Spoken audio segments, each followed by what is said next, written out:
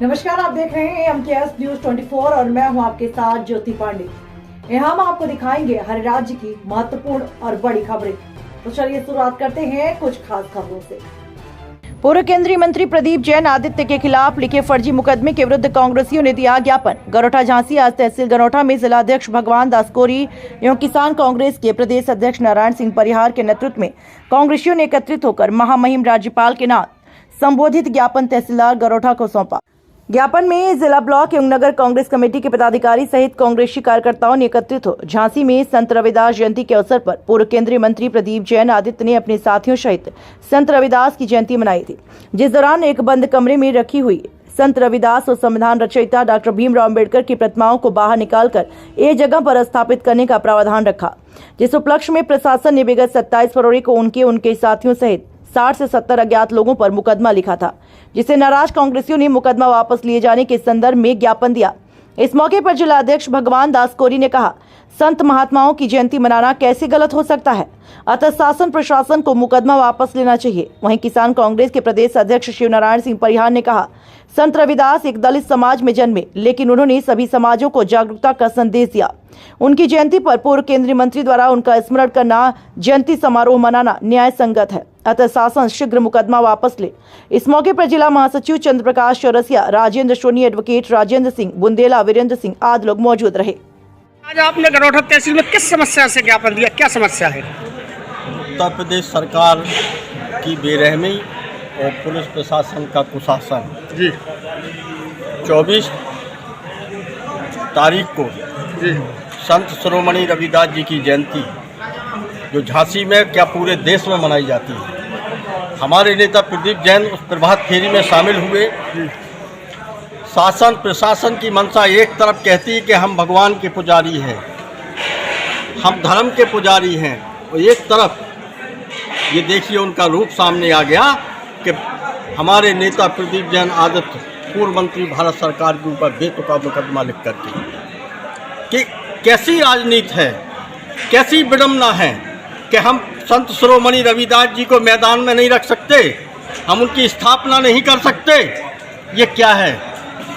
ये शासन, ये प्रशासन, मैं समझता हूँ कि दो सौतेला व्यवहार कर रहा है। विरोधियों को दबाने के लिए कि इनका कोई विरोध ना कर पाए, और एससी को कुचलने के लिए संत शिरोमणि रविदास जी की जयंती हर वर्ष मनाई जाती है। भारत के संविधान रचयिता अंबेडकर जी पूरे देश के पूजनीय हैं, जिनको विदेशों ने भी माना है। उनकी स्टैचू को और संत शिरोमणि रविदास जी की स्टैचू को एक कमरे में बंद करके रखा। हमारे नेता ने उन दोनों मूर्तियों को निकाल के एक पार्क में स्थापना करने जा रहे थे। कोई अपराध कर रहे थे क्या? किसी का कोई ज़मीन छीन रहे थे क्या? हम उनकी पूजा के लिए, हम उनको, हमारा नेता उनको पूजा के लिए मैदान में लाए और अम्बेडकर जी की और संत शिरोमणि दास जी की स्थापना कर रहे हैं। उसमें पुलिस ने हमारे नेता के साथ बदतमीजी की, और मुकदमा लिखना था तो उसी दिन लिखना चाहिए। राजनीतिक दबाव में आकर के और शासन सत्ता के दबाव में, केंद्र उत्तर प्रदेश के दबाव में 3 दिन बाद आप मुकदमा लिख रहे हो। समाजवादी पार्टी के नेता भी उसमें थे और बीएसपी के नेता भी उसमें थे, सामाजिक लोग उसमें थे, और 60-70 लोग अज्ञात किए और 6 नाम आपने नाम लेकर के लिखे हैं। ये मैं समझता हूँ कि ये देश के लिए अच्छा नहीं है, ये न्याय नहीं है। आप इस देश के साथ, भारत की जनता के साथ अन्याय कर रहे हैं, ये न्याय नहीं है।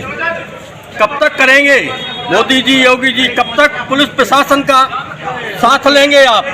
और पुलिस प्रशासन को भी, अरे कल हम सत्ता में आए तो आप क्या हमारे कहने से मुकदमा लिखोगे? आप लोकतंत्र के एक रखवाले हैं, तो आपको तो वही करना चाहिए जो आप लोकतंत्र के अंदर दायरे में आता हो।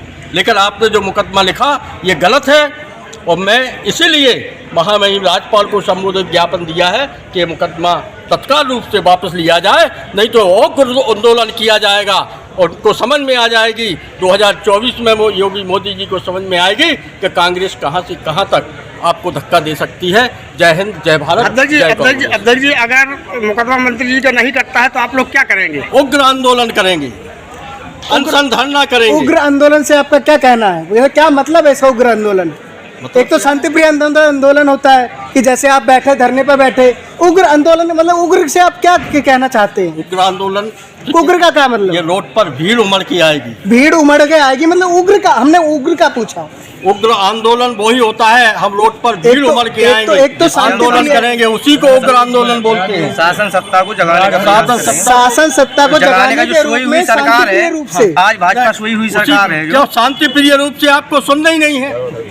आप शांतिप्रिय रूप से सुनते तो हमारे नेता के ऊपर, प्रदीप जैन आदत पूर्व केंद्रीय मंत्री, इस नेता के ऊपर आप मुकदमा नहीं लिखते और 5 लोगों के और ऊपर। आप आने वाले 2024 के चुनाव में आप घबरा रहे हैं कि हमारा नेता कल चुनाव लड़ेगा और ये सीट चली जाएगी, इसलिए घबरा रहे हैं। पहले से मुकदमा लिख दो, पहले से बुक कर दो। छवि खराब क्या करना है ये? छवि खराब करना है ये?